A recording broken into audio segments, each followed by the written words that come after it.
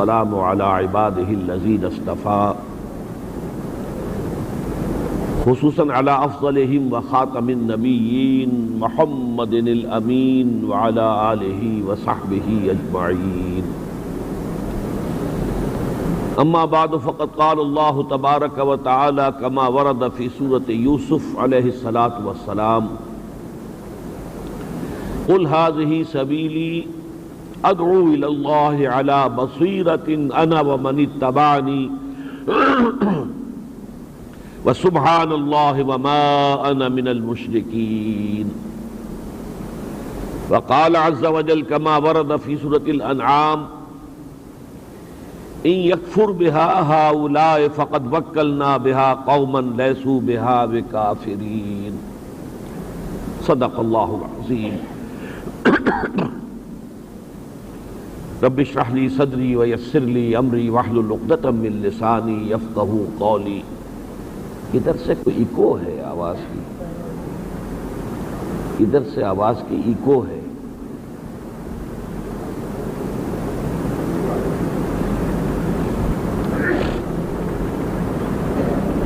ذرا والیوم بھی بڑھوائیے، آواز ٹھیک نہیں ہے، ذرا آواز بڑھوائیے.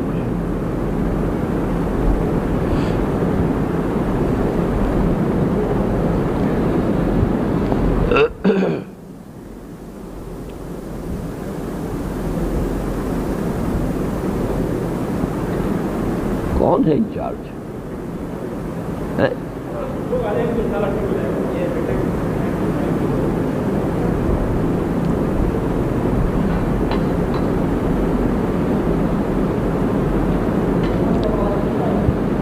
رب اشرح لي صدري ويسر لي امري واحلل عقدة من لساني يفقهوا قولي.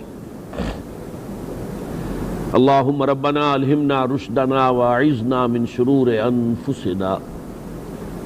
اللهم ارنا الحق حقا وارزقنا اتباعه وارنا الباطل باطلا وارزقنا اجتنابه. اللهم وفقنا لما تحب وترضى وتقبل منا فإنك خير المتقبلين. آمین یا رب العالمین.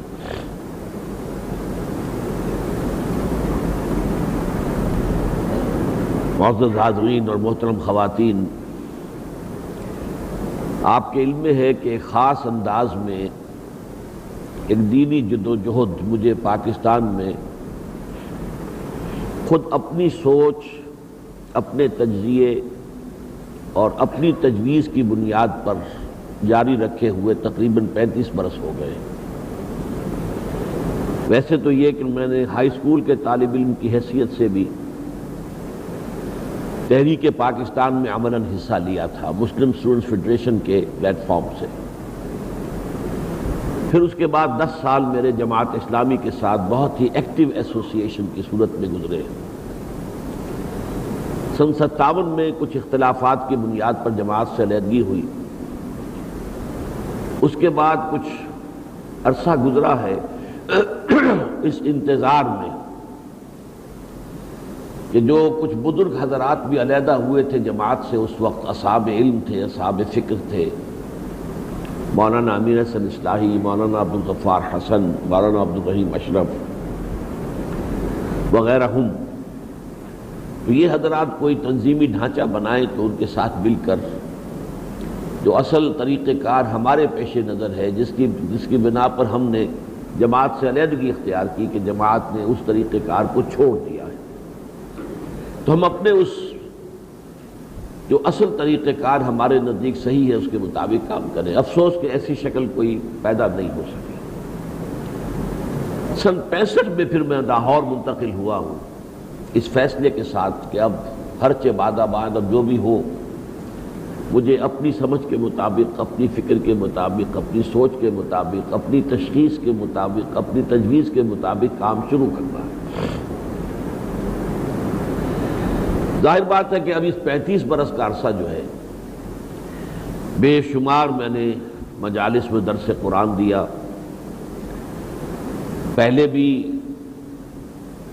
13 مہینے تک تقریباً قرآن مجید کا بیان جو ہے الہدا کے عنوان سے پورے پاکستان میں ٹیلی ویژن سے گونجتا رہا. بے شمار خطابات عام کیے ہیں اس عرصے میں، مسلسل خطاب جمعہ کر رہا ہوں اس وقت سے، کوئی ایسا زمانہ نہیں گزرا کہ کسی نہ کسی مسجد کے ساتھ وابستگی اور اس میں جمعے کا خطاب نہ ہو۔ سلسلہ اشاعت بھی رہا، کتابیں بھی چھپی، کتابچے بھی چھپے، رسائل اور جرائد بھی شائع ہوتے رہے اور آپ حضرات کی نظروں سے گزرے۔ پھر یہ کہ جب کمیونیکیشن کے نئے طریقوں کا دور آیا تو آڈیو ویڈیو کیسٹس کے ذریعے سے بھی بات پھیلی۔ یہ پوری جد و جہد جو ہے اس کی بنیاد میں جو دینی فکر ہے، جو سوچ ہے، جو تجزیہ اور تجویز ہے، ظاہر بات ہے آپ کو معلوم ہے کہ کوئی معالج پہلے ڈائیگنوز کرتا ہے کہ بیماری کیا ہے، پھر اس کے لیے وہ کوئی دوا تجویز کرتا ہے۔ تو ہر شخص جو بھی دین کا کام کرنا چاہے، جو بھی قومی اور ملی کوئی خدمت سر انجام دینا چاہے، اسے یہ دونوں کام کرنے ہوتے ہیں کہ پہلے وہ تجزیہ کرے کہ کہاں ہمارا معاملہ خراب ہو گیا ہے، کس جگہ ہمارا طرز عمل غلط ہو گیا ہے، سبب کیا ہے، اصل روٹ کاز کیا ہے بیماری کی، اور پھر یہ کہ اس کے لیے علاج کیا ہے۔ میں اپنے اس دینی فکر کو 4 ڈائمنشنل قرار دے کر آج اس کے بارے میں چند باتیں آپ کے سامنے رکھنا چاہتا ہوں، اگرچہ وہ ساری چیزیں آپ کے سامنے پہلے ہیں، بٹ بائی بٹ علیحدہ علیحدہ وہ چیزیں بہت مفصل خطابات کے ذریعے سے بھی بار بار آپ کے سامنے آئی ہیں۔ خاص طور پر وہ حضرات جو یہاں پر اس وقت موجود ہیں، جو تنظیم اسلامی میں باضابطہ شریک ہیں، شامل ہیں، ان کے لیے یہ ساری باتیں جو ہیں ایک اعتبار سے پیش پا افتادہ حقیقتوں کی حیثیت رکھتی ہیں۔ میں اس میں جو اپنی وہ 4 ڈائمنشنز ہیں ان کے حوالے سے پہلی بات تو یہ کہ یہ 4 ڈائمنشنل سپیس کا جو کانسیپٹ ہے وہ آپ کے علم میں ہوگا کہ اگرچہ ہمارے سامنے تو 3 ہی ڈائمنشنز آتی ہیں۔ اب یہ ہال ہے، اس کی ایک لمبائی ہے، ایک چوڑائی ہے، ایک اونچائی ہے، اللہ اللہ خیر صلی اللہ۔ کوئی گڑھا ہے تو اس کی لمبائی ہے، چوڑائی ہے، گہرائی ہے، ڈائمنشنز 3 ہی ہیں۔ لیکن جدید فزکس کا کہنا یہ ہے کہ نہیں، یہ سپیس جو ہے ٹائم اینڈ سپیس، تو time is the 4th dimension of space, اگرچہ تصور میں نہیں آ سکتا، ان امیجنیبل ہے، لیکن ہے۔ بہرحال اسی اعتبار سے میری سوچ کی 3 ڈائمنشنز جو ہیں وہ بہت کلیئر ہیں، ٹھوس ہیں، واضح ہیں۔ البتہ 4تھی ڈائمنشن جو ہے وہ ذرا خفی ہے۔ اس کے ضمن میں اس وقت ظاہر بات ہے کہ میں یہ نہیں کر سکتا کہ ہر چیز سے متعلق دلائل و شواہد پوری تفصیل سے آپ کے سامنے رکھوں، وہ تو پھر کسی ایک ہی موضوع پر بات ہو سکتی ہے۔ اس وقت تو مجھے گنتی کرانی ہے کہ وہ تصور آپ کے سامنے آ جائے بیک وقت جامع طور پر کہ وہ 4 ڈائمنشنز کیا ہیں میری سوچ۔ نمبر 1 یہ کہ اسلام صرف مذہب نہیں ہے، دین ہے۔ یہ صرف انسان کی انفرادی زندگی سے متعلق نہیں ہے بلکہ انسانی زندگی کے تمام پہلوؤں کا احاطہ کرنا چاہتا ہے۔ اسے ہم مختلف الفاظ میں بیان کرتے ہیں، اسلام مکمل ضابطہ حیات ہے، اسلام مکمل نظام زندگی ہے۔ صحیح ہے، تعبیر کے لیے الفاظ مختلف ہو سکتے ہیں، حقیقت ایک ہی ہے۔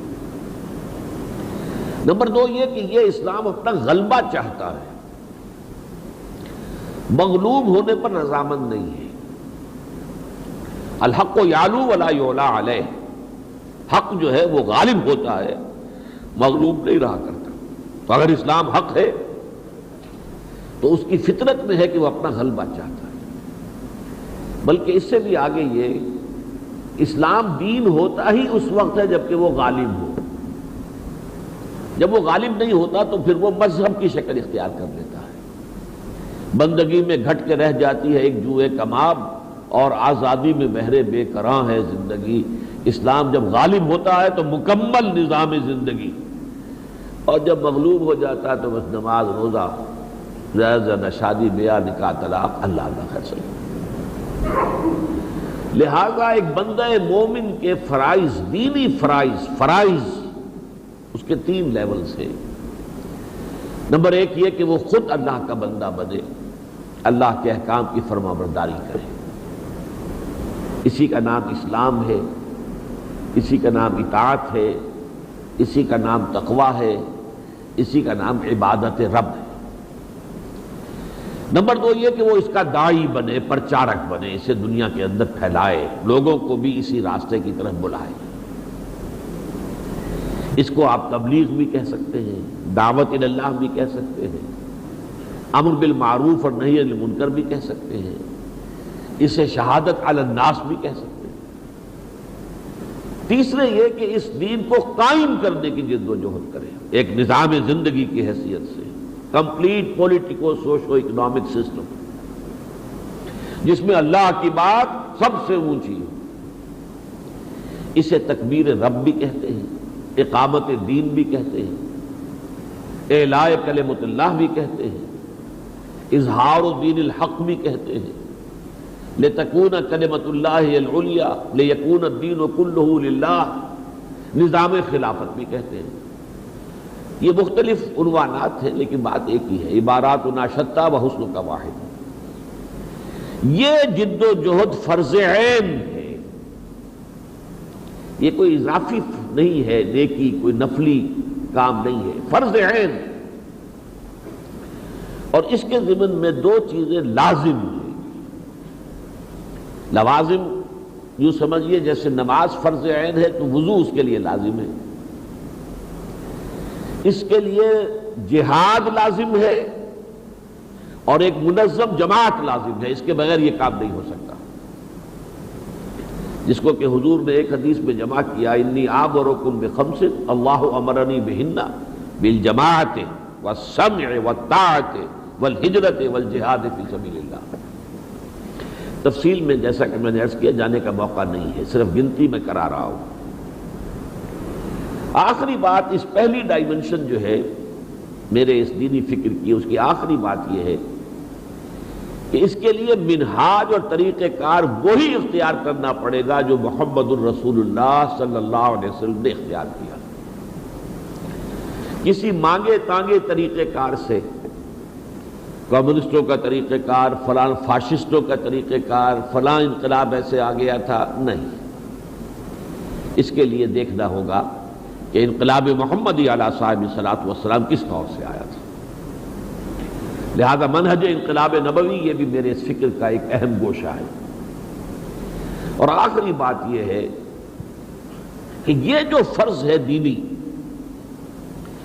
اس میں کوئی اس اعتبار سے فرق واقع نہیں ہوتا کہ آدمی اکیلا ہے یا کسی ملک کے اندر بسنے والوں کی عظیم اکثریت مسلمانوں پر مشتمل ہے۔ اگر ایک بھی صاحب ایمان کہیں ہے تو اس کا فرض ہے کہ وہ جد و جہد کرے اور وہ وہاں پر اللہ کے دین کو قائم کرنے کے لیے تن من دھن کی بازی لگائے۔ اور اس کے لیے سب سے بڑی مثال یہ ہے کہ حضور نے جب کام شروع کیا تو آپ اکیلے تھے، تنہا تھے، واحد تھے۔ لقد کان لکم فی رسول اللہ اسوۃ حسنہ۔ بہت سے نبی ناکام ہو گئے، آپ بھی ناکام ہو جائیں، کوئی لیکن آپ لگے رہے اسی کام میں۔ 950 برس بیت جائیں، کوئی مانے نہ مانے، نہ مانے نہ مانے، آپ کو اس سے بحث نہیں۔ یہ کام کرتے رہنا آپ کے ذمے ہے۔ یہ ہے میرے دینی فکر کی وہ بنیاد، وہ جڑ، وہ اساس، جس کو میں نے قرآن مجید کے ذریعے سے عام کیا ہے اور ایک مطالعہ قرآن حکیم کا ایک منتخب نصاب مرتب کیا۔ اس کے درس جس کثرت سے میں نے دیے ہیں اب اندازہ کرنا مشکل ہے، اللہ کے ہاں تو سارا حساب کتاب درج ہے، کتنی مرتبہ دیے ہیں، کہیں مختصر دیے ہیں، کہیں مطول دیے ہیں۔ الہدا میں بھی اس کا آدھا درس مکمل ہو گیا تھا، اب یہ حقیقت دین میں کچھ اور اس کے پہلو میں نے واضح کر دیے ہیں۔ بہرحال میں نے اس منتخب نصاب کے ذریعے سے نمبر 1 یہ کہ دین کیا ہے، اور نمبر 2 یہ کہ دین کے تقاضے کیا ہیں، دین ہم سے چاہتا کیا ہے، دینی فرائض کیا ہے، اس کو اپنی امکانی حد تک واضح کیا ہے۔ اور اب الحمدللہ میرے بہت سے ساتھی ایسے موجود ہیں کہ جو ٹیک اوور کر چکے ہیں یہ کام مجھ سے۔ اب اس منتخب نصاب کا درس اور اس کے ذریعے سے یہ تصور دین کی تصحیح اور فرائض دینی کے جامع تصور کو لوگوں کے ذہنوں میں اور ان کے دلوں میں راسخ کرنے کا کام جو ہے، اب میں یہ کہہ سکتا ہوں کہ گئے دن کے تنہا تھا میں انجمن میں، یہاں اب میرے رازداں اور بھی ہیں، میرے بہت سے ساتھی ہیں جو اس کام میں لگے ہیں۔ بہرحال یہ ہے میری اس دینی سوچ کا، یوں کہہ لیجئے یہ بیس ہے یہ۔ اب آئیے اس کی دوسری بعد، دوسری ڈائمنشن کیا ہے؟ ہم مسلمان ہیں اور ایک عالمی ملت اسلامیہ کے افراد ہیں۔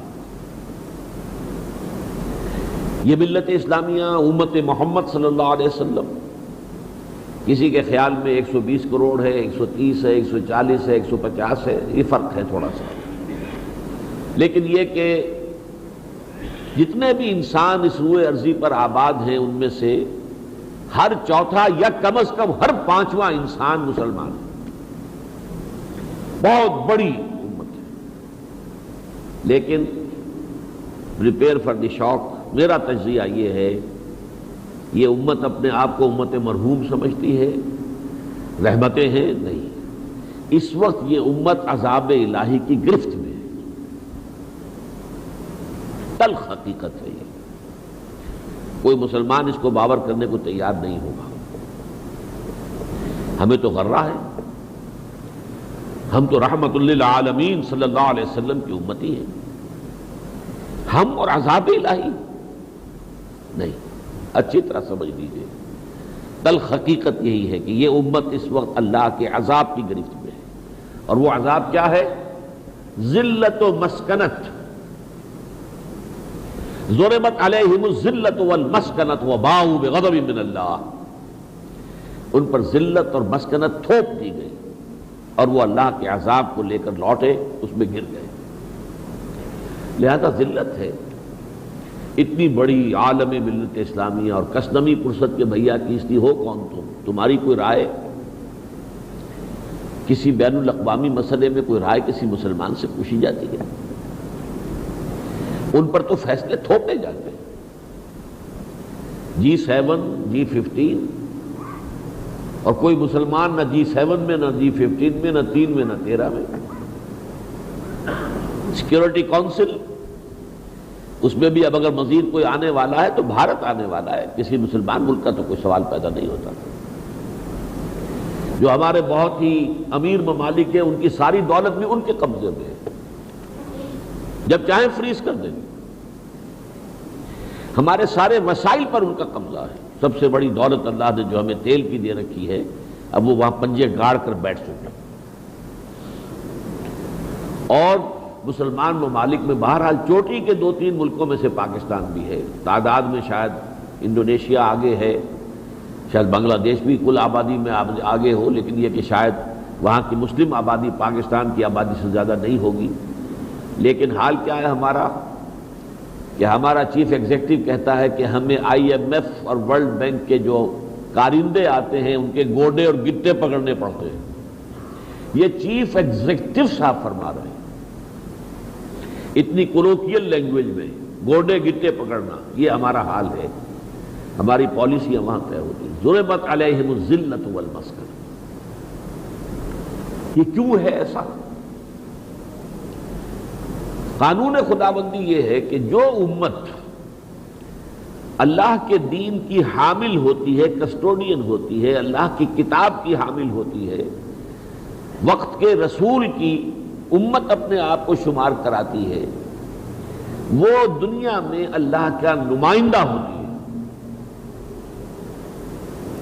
اب اگر وہ اپنے عمل سے غلط نمائندگی کریں، مس ریپرزینٹ کریں اللہ کو، تو وہ کافروں سے بڑھ کر ناپسندیدہ مبغوض ہیں اللہ کے خلاف۔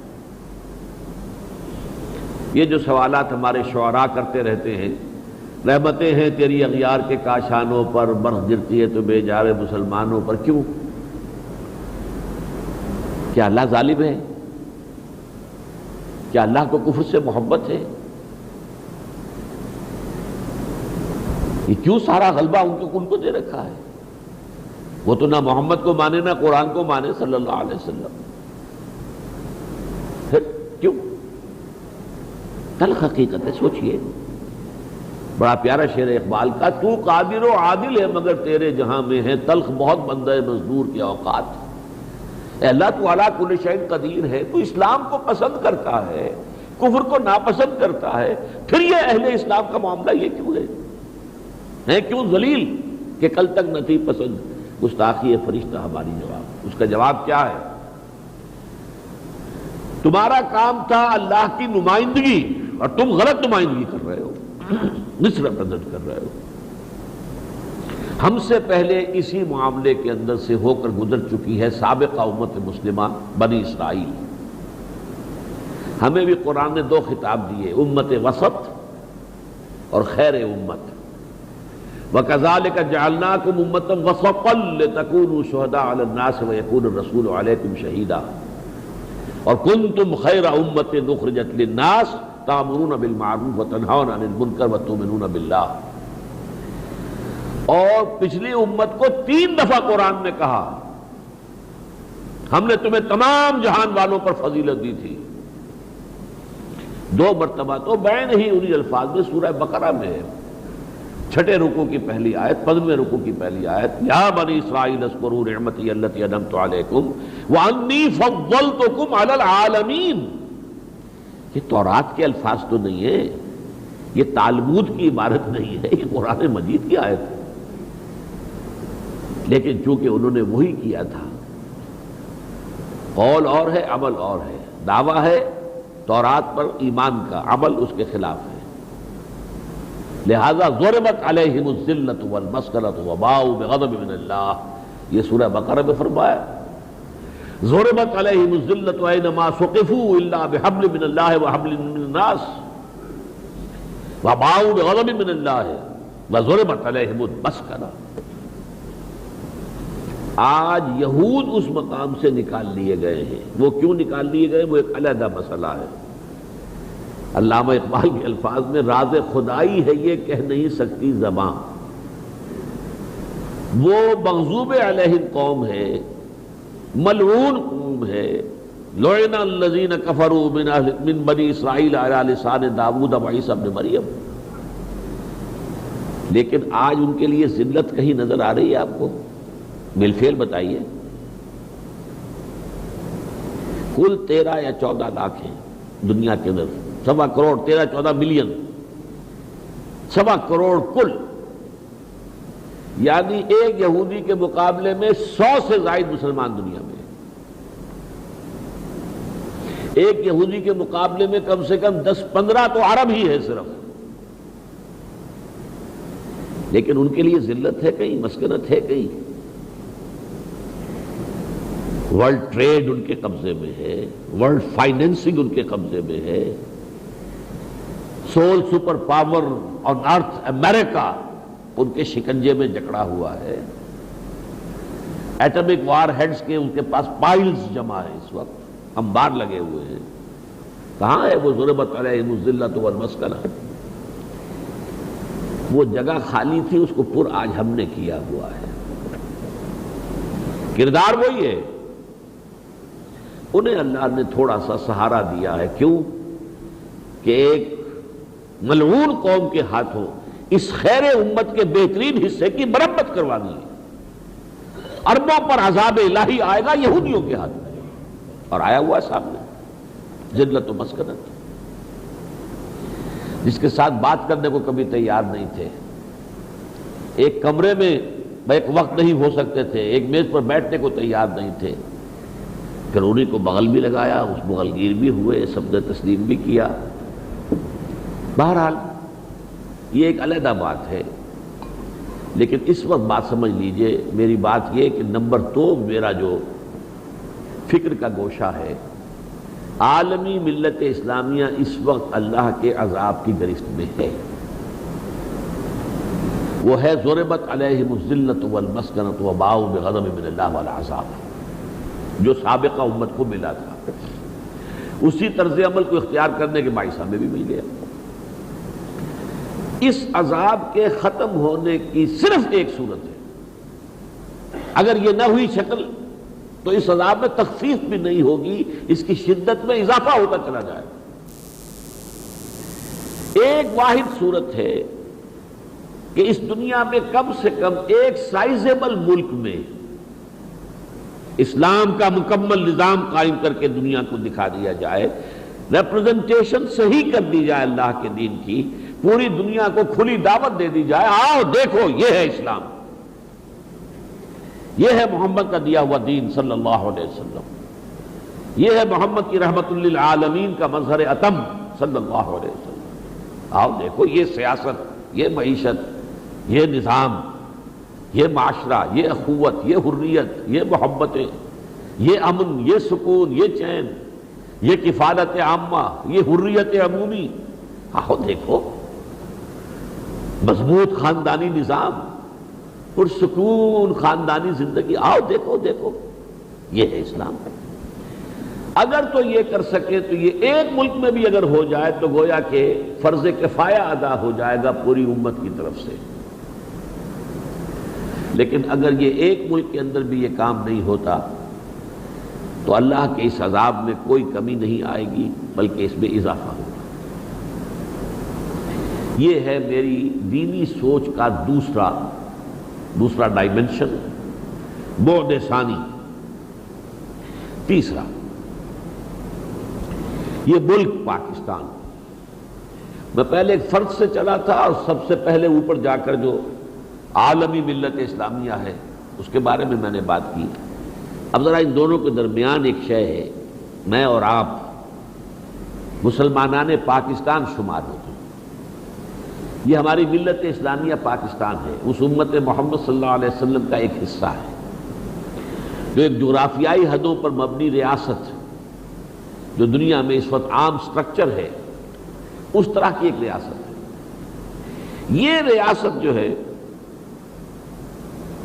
علی شفا حفرۃ من النار پہنچ چکی ہے، آگ کے گڑھے کے عین کنارے تک پہنچی ہوئی ہے۔ یہ سورہ آل عمران کے الفاظ ہیں، وَاذْكُرُوا نِعْمَةَ اللَّهِ عَلَيْكُمْ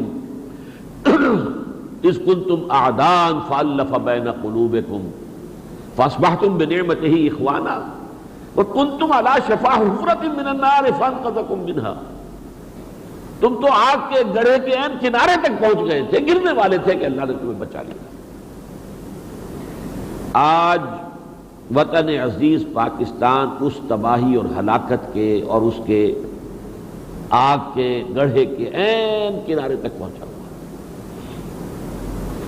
قومی یکجہتی نام کی کوئی شے نہیں رہی۔ بڑے دھڑلے سے کہا تھا نواز شریف نے بھی ڈیم بنائیں گے، کالا باغ ڈیم، اس کے بعد کیا ہوا؟ بڑے دھڑلے سے کہا تھا انہوں نے بھی، سی ای چیف ایگزیکٹو، فوجی حکمران، لیکن نہیں، بھول جاؤ بھول جاؤ بھول جاؤ۔ کیوں؟ کسی ایکسپرٹ سے پوچھ لیجئے، پانی کا کرائسس اب تو آنکھوں کے سامنے ہے، پہلے تو لوگ خبریں دے رہے تھے، وارن کر رہے تھے، اب تو آپ کے سامنے رائٹنگ آن دی وال۔ جس ڈیم کے کروڑ روپیہ خرچ ہو چکا ہے، جس کی ساری فیزیبلٹی انفراسٹرکچر بن چکا تھا، سب کچھ، کسی اور کے لیے تو اثر نو کام شروع کریں گے تو کئی سال تو اس کو چاہیے اس کی فیزیبلٹی کے لیے، بہرحال نہیں بن سکتا، اس لیے کہ اس نے کہہ دیا صاف۔ یہ بات ضرور ہے، پرویز مشرف کی بات صاف کہہ دیتا ہے، سندھ کے لوگوں کو اعتماد نہیں ہے پنجاب پر۔ یہ کیوں ہے بے اعتمادی؟ یہ تو ایک بنیاد مرصوص تھے، ایک قوم ہندو کے مقابلے میں سیسا پھیلائی ہوئی دیوار بن کر کھڑی ہو گئی تھی۔ مذہبی فرقہ واریت جو ہے تو وہ جن حدود کو چھو رہی ہے وہ آپ کے سامنے ہے۔ واقعہ یہ ہے، حالات کسی بھی وقت ٹرن لے سکتے ہیں کہ یہاں پر کوئی خانہ جنگی شروع ہو سکتی، کھلا سے ملواؤ۔ معیشت ہے تو وہ دیوالیہ تو ہو چکی، ڈیفالٹ تو ہم کبھی کے کر چکے ہوتے، لیکن یہ تو ورلڈ بینک اور آئی ایم ایف، کیونکہ ہم نے اپنی مین پالیسی ان کے ساتھ ہم آہنگ کر لی ہے، ان کا سوشل انجینئرنگ کا پروگرام بھی ہم نے اڈاپٹ کر لیا ہے۔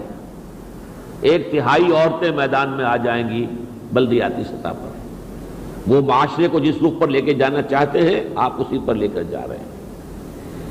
آپ بھارت اور پاکستان کے درمیان تہذیبی ہم آہنگی پیدا کرنے کے لیے ان کے پروگرام پر پوری طرح عمل پیرا ہیں۔ وہ بسنت ہو، جشن بہاراں ہو، وہ ایک کلچر، ایک تہذیب، یہ ان کا پروگرام ہے۔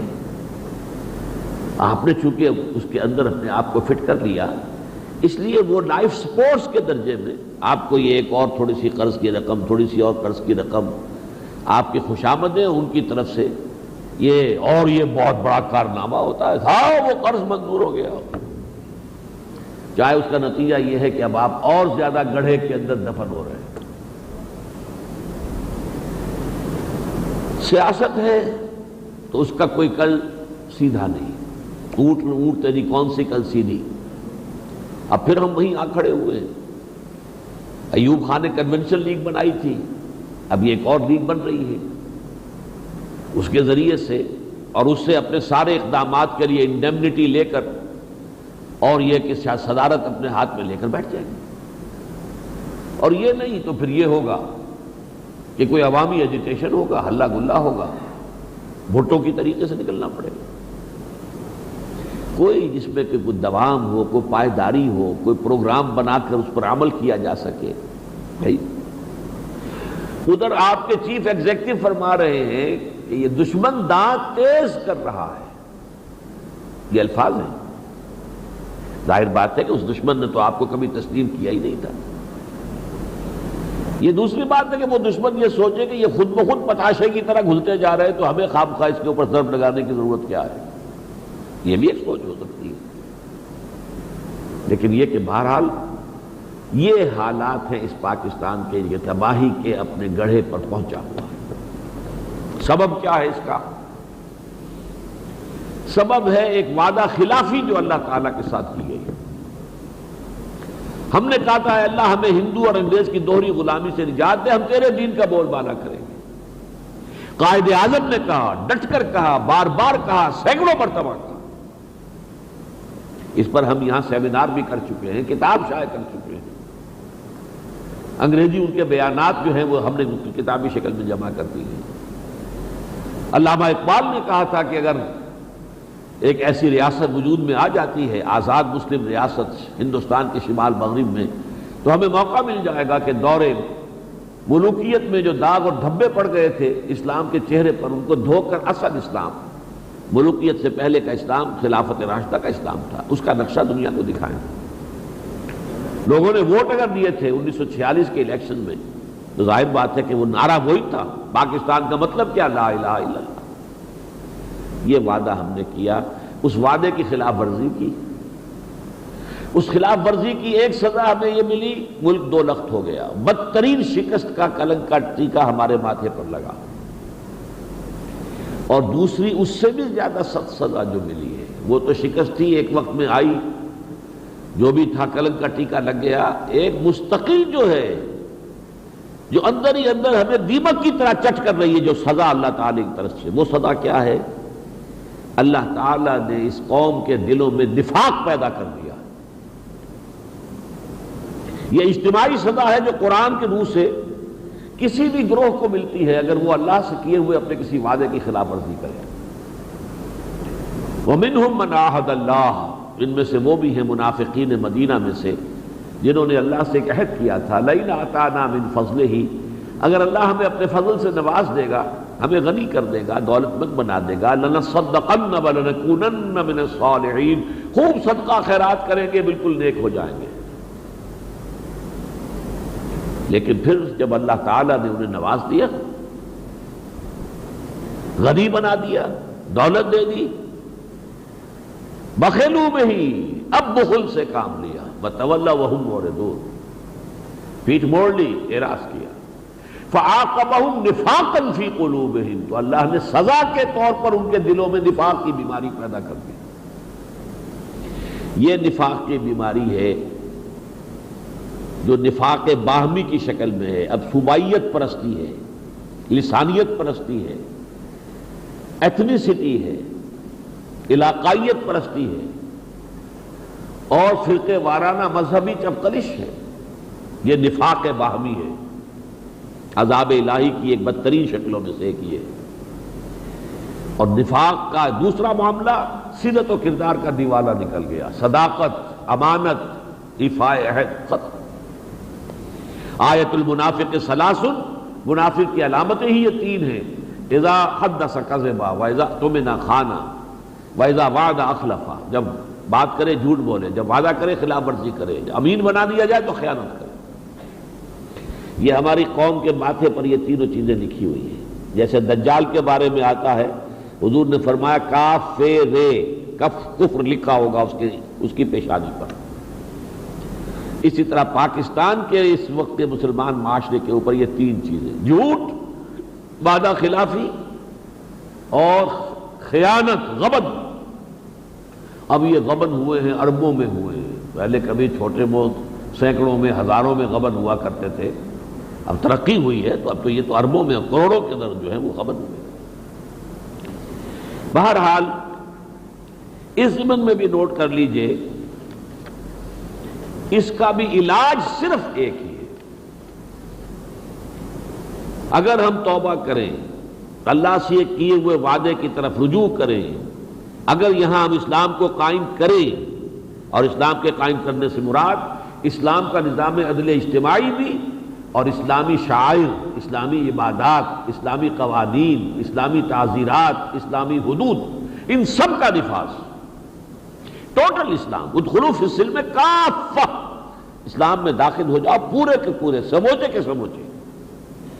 اگر یہ کریں گے تو ہم پہ اللہ تعالیٰ کا یہ اس وقت کی جو یہ ہم آگ کے کنارے کے گڑھے پر کھڑے ہیں، اللہ ہمیں بچا لے گا، نکال لے گا۔ ورنہ یہ کہ کوئی بھی ٹرم نسیہ منسیہ کر سکتی ہے۔ دنیا تو آپ کی اجتماعی انتقال اور موت کی خبریں پہلے سے دے رہی ہے۔ 2015 میں کوئی پاکستان نہیں ہوگا اور 2020 میں کوئی پاکستان نہیں ہوگا۔ یہ تو چیزیں ان کے بڑے بڑے تھنک ٹینکس جو ہیں جو کچھ تجزیے کر کے ثابت کر رہے ہیں، وہ تو یہ ہے۔ یہ ٹھیک ہے، ان کے تجزیے اپنی جگہ، اللہ کی قدرت اور مشیت اپنی جگہ، لیکن بہرحال اگر ہم نے اپنی روش نہ بدلی تو یہ شدنی ہے، یہ ہوگا، تمہاری داستان تک بھی نہ ہوگی داستانوں۔ یہ تین ڈائمنشنز ہیں میری سوچ کے جو بالکل واضح ہیں، کنکریٹ ہیں۔ ایک انفرادی اعتبار سے دین، اسلام دین ہے، غلبہ چاہتا ہے، اور اس کے ماننے والوں کا فرض ہے کہ اس کو غالب کرے، سیدھی سیدھی بات۔ نمبر 2، امت مسلمہ اللہ کے عذاب کی گرفت میں ہے، اور اس سے بچنے کی ایک ہی شکل ہے کہ کم سے کم فرض کفایہ کے درجے میں کسی ایک سائزیبل ملک میں اللہ کا مکمل دین قائم کر کے دنیا کو دکھا دیا جائے، اور ریپرزنٹیشن اللہ کے دین کی، اللہ کی صحیح ہو جائے۔ نمبر 3، پاکستان یہ تو خاص طور پر ایک معجزے کے طور پر قائم ہوا۔ میری کتاب موجود ہے استحکام پاکستان نامی، اور ہوا اسی بنا پر کہ ہم نے اللہ سے یہ وعدے کیے تھے، اور اب ہمارا حال یہ کیوں ہو گیا ہے کہ ہم نے وعدہ خلافی کی ہے۔ اب اس کے بعد ہم اس تباہی کے گڑھے کے کنارے تک پہنچ چکے ہیں، یا ادھر یا ادھر، لیکن اس کا بھی ایک ہی امکان ہے، اور وہ یہ کہ یہاں پہ اللہ کے دین کو غالب کیا جائے بالفعل۔ یہ تینوں چیزیں آ کر ایک نقطے پر جمع ہو گئی ہیں۔ اب جو میری فکر کا چوتھا جو اس کی ڈائمنشن ہے، وہ ہے کہ جو میں نے کہا تھا خفی ہے، جیسے فورتھ ڈائمنشن آف اسپیس کی حیثیت سے ٹائم ان امیجنیبل ہے، ایسے یہ چیزیں بھی ایسی ہیں کہ جو فطرت کے اشارات کو تو آپ کہہ سکتے ہیں کہ ان سے کچھ ہمیں حاصل ہوتا ہے، لیکن اس کو 2 اور 2 4 کی طرح ثابت کرنا ممکن نہیں۔ یہ فورتھ ڈائمنشن میری کیا ہے؟ نمبر 1، قیامت سے قبل اس کل روئے عرضی پر اللہ کے دین کا غلبہ ہو کر رہے گا۔ اب یہ بحالات موجودہ کسی دیوانے کی بڑ معلوم ہوتی ہے، اسلام کا غلبہ پوری دنیا میں، ویسٹ تو بغلے بجا رہا ہے، اینڈ آف ہسٹری، ہم پہنچ چکے ہیں، تاریخ انسانی کے آخری کنارے تک ہم پہنچ چکے ہیں، اب اس سے آگے کوئی ہے ہی نہیں منزل۔ اور اسلام تو بیچارہ کہیں ہے ہی نہیں، نہ 3 میں نہ 13 میں۔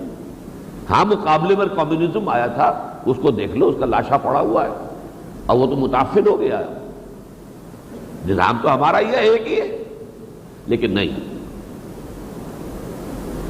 یہ منطقی طور پر قرآن میں بھی موجود ہے کہ محمد کو بھیجا اللہ نے دین کے غلبے کے لیے، هو الذی ارسل رسولہ بالہدی ودین الحق لیظہرہ علی الدین کلہ، 3 دفعہ آیا، اور 5 دفعہ یہ آیا کہ بھیجا ہے پوری نوع انسانی کے لیے۔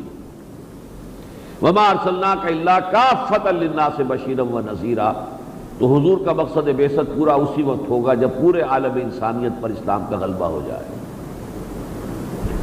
قرآن میں بھی اشارہ ہے، حدیث میں وضاحت کے ساتھ چیزیں موجود ہیں، وہ حدیثیں ہم نے کافی عام کی ہیں، اس وقت میں بیان نہیں کر سکتا، لیکن یقین ہے اس بات پر کہ دنیا کے خاتمے سے قبل وہ خاتمہ ہونا ہے، قیامت آنی ہے۔ ان الساعۃ لآتیۃ لا ریب فیہا، آئے گی، اور اس سے پہلے کل روئے ارضی پر اللہ کا دین غالب ہوگا۔ مجھے اس میں شمع برابر بھی شک نہیں، قرآن اور سنت کی، قرآن اور حدیث کی روشنی پر۔ البتہ اس کے بعد دوسرا قدم اس کا یہ ہے، اس کا نقطہ آغاز یہ سرزمین پاکستان اور اس سے ملحق افغانستان، یہ علاقہ اس کا نقطہ آغاز بنے گا۔ یہ میں گمان غالب کے طور پر کہہ رہا ہوں، اشارات موجود ہیں، 400 سال کی تاریخ بھی بتاتی ہے، تفصیل سے میں یہ چیزیں بیان کر چکا ہوں۔ 400 سال سے مجددین امت کا سلسلہ ہندوستان میں ہوا، پہلے 1000 برس تک سارے عالم عرب میں آئے، مجدد الفسانی سے شروع ہوا، پھر شاہ ولی اللہ، پھر سید احمد بریلوی، اور پھر شیخ الہند مولانا محمود حسن، پھر 20ویں صدی عیسوی میں عظیم ترین انسان ہندوستان نے پیدا کیے مسلمانوں میں، کوئی اقبال کے پیرلل کوئی شخص پوری دنیا میں، مولانا مودودی جیسا مصنف، مولانا الیاس جیسا مبلغ، ابو الکلام جیسا داعی الی القرآن، ایک زمانے میں بڑے بہت ہی یوں سمجھیے کہ شد و مد کے ساتھ غلغلہ انہوں نے قرآن کی دعوت کا بلند کیا تھا۔ یہ سارے شواہد ہیں۔ تحریک خلافت چلی تو یہاں چلی، پھر آزادی کی تحریک میں اسلام کا نام لیا گیا تو صرف یہاں، باقی اور کہیں بھی نہیں لیا گیا۔ پاکستان کا مطلب کیا؟ لا الہ الا اللہ۔ یہ تاریخ ہے 400 برس کی، اور حضور کی احادیث ہے جن کو اس وقت میں بیان نہیں کر سکتا۔ ویسے ہم نے بہت بڑے پیمانے پر ان کو شائع کیا ہے، آپ تک بھی کبھی نہ کبھی میں سمجھتا ہوں کہ ضرور وہ 4 ورقہ جو ہے پہنچا ہوگا جن میں ہم نے وہ احادیث جو ہیں وہ درج کی ہیں ان کے حوالوں کے ساتھ۔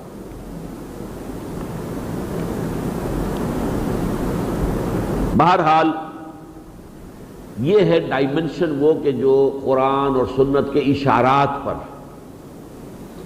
اور حدیث نبوی، نبوات نبوی، مشیت ازدی، تدبیر خداوندی، یدبر الامر من السماء الی الارض، اللہ تدبیر کرتا ہے اپنے امر کی آسمان سے زمین کی طرف، اس کی مشیت، واللہ غالب علی امرہ، اللہ اپنے امر پر غالب، اس کی اپنی تدبیر چل رہی ہوتی ہے، اسی کی ایک کڑی پاکستان کا قیام ہے۔ بہرحال یہ ہے وہ چیز کہ جس کو اوپر واقعہ یہ ہے کہ میں بھی جب حالات، زمین کے جو حالات ہیں ان پر غور کرتا ہوں تو یہ میرا مزمحل سا ہونے لگتا ہے۔ سنبھلنے دے مجھے اے نا امیدی، کیا قیامت ہے کہ دامان خیال یار چھوٹا جائے مجھ سے۔ فیکٹس آن دی گراؤنڈز بالکل برعکس ہیں ابھی تک، لیکن کچھ پتہ نہیں ہوتا۔ کسی بھی وقت کوئی ڈیوائن انٹرونشن، کوئی اللہ تعالیٰ کی طرف سے کوئی خاص تدبیر ایسی ہو سکتی ہے سامنے کہ اچانک حالات کا رخ ہے وہ بدل جائے۔ مجھے چونکہ وہ اشارات موجود ہیں، احادیث کے اندر وہ خبریں موجود ہیں، لہٰذا میں پھر اپنا صغریٰ کبریٰ سنبھالتا ہوں، پچھلی تاریخ کو دیکھتا ہوں اور آئندہ کے بارے میں، مستقبل کے بارے میں۔ نبوت کہتے کسے ہیں؟ نبا کہتے خبر کو، نبی کہتے خبر دینے والے کو۔ اس خبر دینے والے نے خبر دی ہے کہ اللہ کے سوا کوئی معبود نہیں، اس خبر دینے والے نے خبر دی ہے کہ مرنے کے بعد دوبارہ اٹھائے جاؤ گے اور تمہارا محاسبہ ہوگا۔ اس خبر دینے والے کی خبریں ہیں، قیامت آ کر رہے گی، اس نے خبر دی ہے، اسی نے خبر دی ہے قیامت سے قبل کل روئے ارضی پر اللہ کا دین غالب ہو کر رہے گا، اسی نے خبر دی ہے میرے عرب کو آئی ٹھنڈی ہوا جہاں سے، میرا وطن وہی ہے، میرا وطن وہی ہے۔ یخرج الناس من المشرق یؤتون للمہدی علی سلطانہ، یہ احادیث ہم بہت بیان کر چکے ہیں۔ یہ 4 ڈائمنشنز اب جہاں آ کر جڑ گئی ہیں وہ ہے غلبہ اسلام۔ یہ تو ہے تشخیص کے درجے کی چیز جو میں نے آپ سے عرض کی۔ اب تجویز کیا ہے؟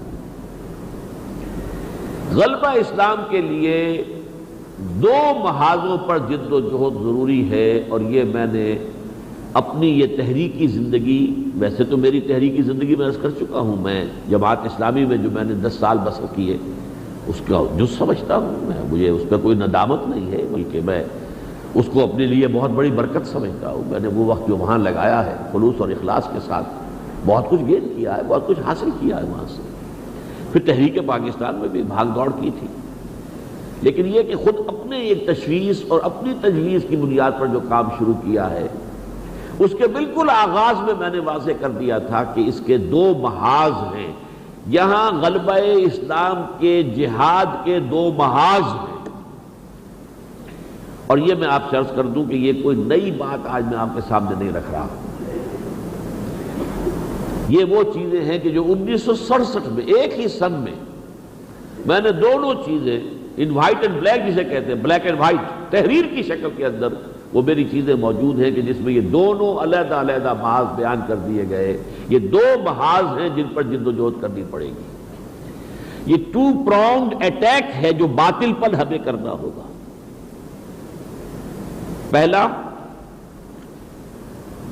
پہلا یہ ہے کہ ایک زبردست عوامی تحریک ایسی چلے اسلام کے غلبے کے لیے، زبردست عوامی تحریک جس میں لوگ بھوکے رہنے کو تیار ہوں، مرنے کو تیار ہوں، جانے دینے کو تیار ہوں۔ ایسی عوامی تحریک اور زبردست عوامی تحریک نہیں چلے گی تو نہ تو آپ کا جو with in the country western interest ہے، جاگیردار، زمیندار، سرمایہ دار اور قبیلوں کے سردار، یہ ویسٹرن انٹرسٹ ہے، یہ خدا ہے، یہ اپنی خدائی کے اندر کسی کی شرکت گوارا نہیں کرتے۔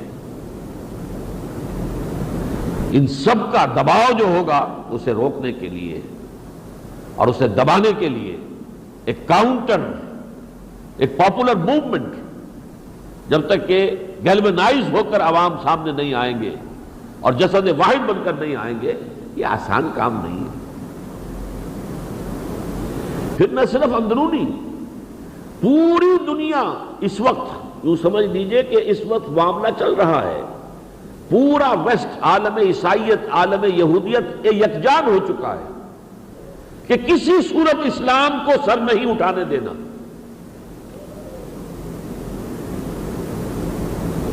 یہ ان کی سوچی سمجھی طے شدہ پالیسی۔ ہاں وہ اسلام قبول کرنے کو تیار ہے، بلکہ اس کو مدد بھی دینے کو تیار ہے جو مذہب کے درجے میں رہنے کو تیار ہو۔ وہ اسلام جو صرف مذہب کے درجے میں رہے، مسجدیں بنائے، نمازیں پڑھے، عید منائے، رمضان کے روزے رکھے، سب کچھ کرے، لیکن ہمارے نظام پر انگلی نہ اٹھائے، ہمارے معاشی نظام کو کسی ترچھی نگاہ سے نہ دیکھے، ہمارے سیکولر سیاسی نظام کے اوپر کوئی حرف نہ لائے، ہمارا جو معاشرتی ڈھانچہ ہے بے حیائی، عریانی، فحاشی، اس کے خلاف کوئی قدم نہ اٹھائے، لگا رہے اپنی نماز پڑھے، روزہ رکھے۔ یہاں تک تو یہ ہے ہم اسلام کو گرانٹس بھی دے دیں گے، ہم ان کے عید اور بقرعید کے اوپر ٹکٹ بھی چھاپ دیں گے، ہم ان کے جو ہے افطار پارٹی بھی جو ہے وہ کروا دیں گے وائٹ ہاؤس میں، سب کچھ کروا دیں گے۔ ہمارا اسلام سے کچھ جنگ نہیں ہے بھائی، لیکن کون سے اسلام سے نہیں ہے؟ مذہب اسلام سے ان کی کوئی جنگ نہیں۔ دین اسلام کو وہ کبھی بھی کسی درجے میں کسی اعتبار سے برداشت کرنے کو تیار نہیں۔ اور یہ پوری دنیا جو ہے اس وقت اس کے جو وسائل ہیں، اس کے جو ذرائع ہیں، وہ جو کنٹرول کر رہی ہے پوری دنیا کی معیشت کو، گلوبلائزیشن کا ایک طوفان چلا آ رہا ہے۔ یہ دنیا چھوٹا سا ایک گاؤں بن گئی ہے، گلوبل ولیج ہے، اور یہ قوتیں اتنی زوردار ہیں کہ کسی جگہ سے اسلام کا سر اٹھانا آسان کام نہیں ہے، الا یہ کہ کسی ملک کے رہنے والے، ان کی ایک عظیم اکثریت اس کے لیے ان صلاتی و نسکی و محیایا و مماتی للہ رب العالمین اس انداز کے اندر اگر میدان میں نہ آ جائے اور بھوکے رہنے کو تیار نہ ہو، فاقے کرنے کو تیار نہ ہو، اس وقت تک یہ مقابلہ نہ اندرونی دشمنوں کا ممکن ہے اور نہ بیرونی دباؤ کا ممکن ہے۔ لیکن ایسی کسی عوامی تحریک کے لیے پہلے ضروری یہ ہے کہ ایک منظم جماعت موجود ہو۔ تحریک چلانا نسبتاً آسان ہوتا ہے، جوش ہنگامہ، جماعت بنانا بہت مشکل کام ہے۔ مستقل لوگوں کو جمع کر دینا، ایک نظم کا پابند بنا دینا، اس میں کسر و انکسار کرنا پڑتا ہے، اپنی خودی اور اپنی انا اس کی قربانی دینی پڑتی ہے، اس کے بغیر جماعت نہیں بنتی۔ لیکن یہ کہ یہ عوامی تحریک اگر اس کو سپورٹ کرنے والی اور اسے ڈائریکٹ کرنے والی ایک منظم جماعت نہیں ہوگی تو اس عوامی تحریک کو کسی بھی وقت کوئی شخص آئے گا اور ہائی جیک کر کے لے جائے گا۔ تحریک پاکستان ہی کی طرح کا جوش و خروش تھا جو 1977 میں تحریک نظام مصطفیٰ میں پیدا ہو گیا تھا۔ ضیاء الحق صاحب نے ہائی جیک کیا کہ نہیں کیا؟ کس خوبصورتی سے کیا، اور ساری جماعتوں نے جو حلوہ پکایا تھا یا دلیا بنایا تھا 11 برس تک کھایا اس نے بیٹھ کر۔ یہ ہائی جیک نظام مصطفیٰ کا نعرہ میں لگا دیتا ہوں بھائی، تو بیٹھو۔ وہ جماعت ہونی چاہیے ایسی جس کے تین جو ہیں اس کے تمام شرکاء کے اندر اوصاف مکمل ہو، ان کے قول و عمل میں تضاد نہ ہو، وہ اپنی ذاتی زندگیوں میں، اپنے گھریلو زندگی میں دین کو نافذ کر چکے ہوں۔ بڑا کڑوا مرحلہ یہ ہے، کٹھن مرحلہ یہ ہے، منزل یہی کٹھن ہے قوموں کی زندگی میں۔ نعرے لگوا لو، جلوس نکلوا لو، جانے بھی دے دیں گے، لیکن مسجد تو بنا دی شب بھر میں ایما کی حرارت والوں نے، من اپنا پرانا پاپی ہے، برسوں میں نمازی بن نہ سکا۔ وہ چاہے لکھنؤ کی مسجد کا معاملہ ہو، کانپور کی مسجد کا معاملہ ہو، لاہور کی مسجد شہید گنج ہو، لوگ جانے دینے کو تیار ہوتے ہیں اور ایک رات میں مسجد بنا کے کھڑی کر دیں، لیکن نماز پڑھنا مشکل بات ہے۔ اپنی ذاتی زندگی، اپنی گھریلو زندگی، اپنی معاش، اپنی معاشرت پر اسلام کو نافذ کریں، نمبر 1۔ نمبر 2، منظم سب و طاعت، سنیں گے اور مانیں گے۔ نمبر 3، ہر شے قربان کرنے کو تیار۔ ان تین چیزوں کو جمع کیجئے تو وہ صحابہ کی جماعت بنی، آئیڈیل جماعت۔ جو قول ہے وہی عمل ہے، جو اندر ہے وہی باہر ہے، جو گھر سے باہر ہے وہی گھر کے اندر ہے۔ پھر سب و طاعت، سمعنا واطعنا، اور ہر چیز وعدہ بات، اب جو ہو سو ہو۔ وَلَنَبْلُوَنَّكُمْ بِشَيْءٍ مِّنَ الْخَوْفِ وَالْجُوعِ وَنَقْصٍ مِّنَ الْأَمْوَالِ وَالْأَنفُسِ وَالثَّمَرَاتِ وَبَشِّرِ الصَّابِرِينَ۔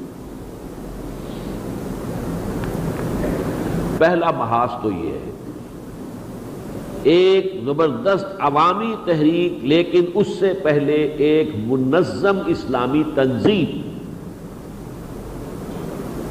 کارڈرز well defined, organized, workers disciplined, سموتات کے خوگر۔ ہم بھی تسلیم کی خو ڈالیں گے، بے نیازی تیری عادت ہی صحیح، سمعنا واطعنا۔ اور اپنی زندگیوں میں جس حد تک بھی اسلام پر عمل کرنا ممکن ہے، قانوناً ممکن ہے، قانوناً میں اور آپ چور کے ہاتھ نہیں کاٹ سکتے جب تک کہ نظام کے اندر وہ طے نہ ہو، زانی کو رجم نہیں کر سکتے، مرتد کو ہم قتل نہیں کر سکتے جب تک وہ تو نظام کے تحت ہوگا، لیکن جو کام ہم کر سکتے ہیں وہ تو کریں، اس میں کوئی کمی ہے تو مجرم ہم ہیں۔ ایک محاذ تو یہ ہے۔ دوسرا محاذ، یہ تو ہوا ایک مقامی محاذ یا عرضی زمینی محاذ۔ دوسرا محاذ یہ ہے کہ گیون کنڈیشن اس وقت یہ ہے کہ پوری دنیا میں ایک مغرب کی ملحدانہ مادہ پرستانہ تہذیب چھائی ہوئی، اور اس ملحدانہ تہذیب، اباحیت پسندانہ تہذیب مادہ پرستانہ تہذیب جس کے اصول ہیں سیکولرزم، جس کی معیشت ہے سود پر، جس کی معاشرت ہے بے پردگی، عریانی، بے حیائی اور فحاشی پر، اس سب کے پیچھے ایک فکر ہے، فلسفہ ہے، نظریات ہیں، بہت زبردست علمی شخصیتیں، بڑے بڑے آتھرز، بڑے بڑے مفکر، بہت بڑے بڑے مصنف، بڑے بڑے سائنسدان، فرائڈ ہے، مارکس ہے، ڈارون ہے، اور نہ معلوم کون کون مفکرین ہیں، بٹن رسل ہے، سارٹرے ہے، بے شمار۔ یہ تہذیب اور اس کا یہ علم، یہ اس پر چھایا ہوا ہے، اور یہ دنیا کا، گلوب کا کوئی حصہ اس سے آزاد نہیں۔ ہمارے اندر بھی یہ فکر پینیٹریٹ کیے ہوئے ہیں، ہماری سوچ میں، ہمارے نقطہ نظر میں۔ ہماری سوچ، برا نہ مانیے، خالص مادہ پرستانہ ہے۔ مذہب کا تو ہم نے ضمیمہ لگا رکھا ہے اپنی زندگی کے ساتھ۔ اٹس اپینڈکس اور نتھنگ ایلس۔ مادہ پرستانہ۔ ہر شخص یہ سوچے کہ وہ اپنے بیٹے کو کیا بنانا چاہتا ہے، وہی در حقیقت اس کی سوچ اور اس کی ویلیوز جو ہے اس کی نمائندگی کرنے والی شے ہے۔ بہرحال جب تک ایک تو یہ ہے کہ اس ملحدانہ فکر کے رخ کو بدل کر خدا پرستانہ ایک جوابی علمی تحریک برپا کی جائے، ان کو شکست دی جائے، لیکن یہ کہ کم سے کم یہ ہے کہ کچھ نہ کچھ اس کے اندر دراڑیں تو ڈالی جائیں، اس فصیل کے اندر کہیں تو کچھ شگاف آئیں۔ ہمارے ہاں جو مروبیت اس فکر سے ہے، اس تہذیب کی مروبیت، اس فکر کی مروبیت، اس میں کچھ کمی آئے گی تو یہ رستے کھلیں گے، ورنہ آپ کا نوجوان اس تہذیب میں، اس فکر میں، اس سوچ میں، ان نظریات میں پوری طریقے سے غرق ہے۔ ابھی تو یہ ہمارے مڈل کلاسز جو ذرا مڈل ایج کے لوگ ہیں، ان میں پچھلی خوب کچھ خاندانی، کچھ نیکی، کچھ ابھی چلی آ رہی ہے۔ اب جو یہ نیا نظام تعلیم چل رہا ہے، نظام تعلیم پرائیویٹائز ہو چکا ہے تقریباً، اب کہاں ہے سرکاری اصول مدرسے اور سرکاری کالج، اور یہ سارا کا سارا نظام تعلیم جس تیزی کے ساتھ، جس شاطرانہ انداز میں، جس قدر عیاری کے ساتھ لوگوں کو اس رخ پر ڈال رہا ہے، اس کا آپ اندازہ کیجئے۔ جب تک اس میں ڈنٹ نہ پڑے، اس فکر کے اندر، اس سوچ کے اندر، اس نقطہ نظر کے اندر، اس فکر پر حملے نہ کیے جائیں، اس پر تیشے نہ چلائے جائیں، جیسے حضرت ابراہیم نے بت توڑے تھے، ایسے ہی اس فکر کے جو بت ہیں ان کو توڑا نہ جائے، اس وقت تک کامیابی نہیں ہوگی۔ یہ ہے ٹو پرونگڈ اٹیک جو میں نے 1967 میں پیش کیا۔ مئی 1967 میں ایک مضمون لکھا جو جون کے میثاق میں شائع ہوا۔ اس میں میں نے یہ اس وقت دنیا کی تہذیب کیا ہے، اس کے بنیادی افکار و نظریات کیا ہیں، اس میں ایمفیسس کن چیزوں پر ہے، اور پھر یہ کہ اگر اسلام کو لانا ہے تو جب تک اس کا ابطال نہ کیا جائے اور قرآن حکیم کی بنیاد پر حقیقی اور شعوری ایمان لوگوں کے ذہنوں میں پیدا نہ کیا جائے، اسلام کی نشأت ثانیہ کا خواب شرمندہ تعمیل نہیں ہو سکتا۔ یہ میرا کتاب چاہے انگریزی میں چھپا، اردو میں چھپا، پھر میری کتاب جو ہے دعوت رجوع القرآن کا منظر اور پس منظر اس کے ایک چیپٹر کی حیثیت سے اس کے اندر شامل ہو گیا۔ یہ میں نے فکر پورا 1967 میں پیش کر دیا، لیکن اس کے ساتھ ہی ستمبر اکتوبر 1967 ہی میں نے تنظیم اسلامی کی قرارداد تاسیس، تنظیم اسلامی کی توضیحات، اس کے مقاصد، تنظیم کا بھی ایک خاکہ پیش کر دیا۔ ایک طرف علمی کام، ایک طرف ایک تنظیم، تاکہ وہ تنظیم کسی مرحلے پر اتنی قوی ہو جائے کہ پھر ایک زبردست عوامی تحریک چلا سکے، اور چلا کر پھر اس کو کنٹرول کر سکے، اس کو صحیح رخ پر قائم رکھ سکے، اس کو ہائی جیک ہونے سے بچا سکے۔ بہرحال میں اس وقت صرف یہ عرض کرنا چاہ رہا ہوں کہ میں نے وقت کے کنویں میں بیک وقت یہ دو ڈول ڈالے تھے، تنظیم اسلامی کا ڈول اور ایک علمی تحقیقی اور جدید فکر کے مقابلے میں جوابی علمی تحریک، اس کا ڈول۔ اور میں نے اسی لیے آج جو اپنی گفتگو کا آغاز کیا اس آیت مبارکہ سے، قل، سورہ یوسف کی آیت ہے، اے نبی کہہ دیجئے ہاذہ سبیلی، یہ ہے میرا راستہ۔ آج میں حضور کے نقش قدم ہی پر چلتے ہوئے یہ عرض کر رہا ہوں، یہ ہے میرا راستہ، یہ میری سوچی سمجھی منزل تھی، یہ میں کو آج کی بات نہیں کر رہا۔ آج کہوں تو ٹھیک ہے، مشتے کے بعد جنگ یاد آئے وہ بھی ہو سکتا ہے، اور کسی چیز کے واقع ہونے کے بعد تو ہر ایک ہی پنڈت بن جاتا ہے، لیکن میں شواہد کے ساتھ کہہ رہا ہوں کہ میں سن 67 میں یہ دونوں چیزیں کلیئرلی اسپیل آؤٹ کر چکا ہوں۔ اس حوالے سے قل ھذہ سبیلی ادعو الی اللہ، میں پکار رہا ہوں اللہ کی طرف، اللہ کا دین کا غلبہ، اللہ کی طرف پکارنا۔ اللہ کے ساتھ وفاداری کا تقاضا کیا ہے؟ اللہ کے دین کو قائم کرو، اسی میں تمہاری خیریت ہے پاکستانیوں، اور اسی میں امت مسلمہ کے عذاب الہی سے چھٹکارا پانے کا حل ہے، اور اسی میں تمہاری اپنی اخروی نجات مضمر ہے۔ آل اور نن لا، یہ ہے تو سب کچھ ہے، اور یہ نہیں ہے تو کچھ نہیں۔ قل ھذہ سبیلی ادعو الی اللہ علی بصیرۃ انا ومن اتبعنی، یہ جو کچھ میں کر رہا ہوں علی وجہ البصیرت کر رہا ہوں۔ یہ سوچا سمجھا راستہ تھا، یہ غور و فکر کے مراحل سے گزر کر تجویز کیا گیا تھا، یہ کوئی ایٹ رینڈم بات نہیں تھی، وہ الٹ اپ نہیں تھا، کوئی امپلسو تھاٹ نہیں تھا کہ کسی وقت میں کوئی خاص جذباتی قسم کی لہر اٹھے اور اس سے آدمی کچھ چیزیں لکھ دے، نہیں، علی بصیرۃ، علی وجہ البصیرت، انا، نہ صرف میں، ومن اتبعنی، بلکہ جو بھی میرے ساتھ چل رہے ہیں وہ بھی اسی بصیرت کے ساتھ چل رہے ہیں، وہ بھی ان دونوں راستوں کو دیکھ کر چل رہے ہیں کہ یہ دو راستے ہیں، دو کام ہیں جو ہمیں کرنے ہیں۔ اب میں تھوڑا سا جائزہ آپ کے سامنے پیش کرنا چاہتا ہوں کہ سن 67 سے لے کر اب یہ 34واں برس ہے، ہم نے اب تک کیا کچھ حاصل کیا، کچھ گین کیا یا نہیں کیا؟ تنظیم کی سطح پر پہلی کوشش 1967 میں ہوئی، لیکن وہ بھی کوشش کچھ اسی بنیاد پر تھی کہ جو لوگ جماعت اسلامی سے علیحدہ ہوئے تھے 57-58 میں، وہ جمع ہو کر اثر نو پھر اس قافلے کی شکل اختیار کریں۔ بدقسمتی سے وہ کوشش ہماری ناکام ہو گئی۔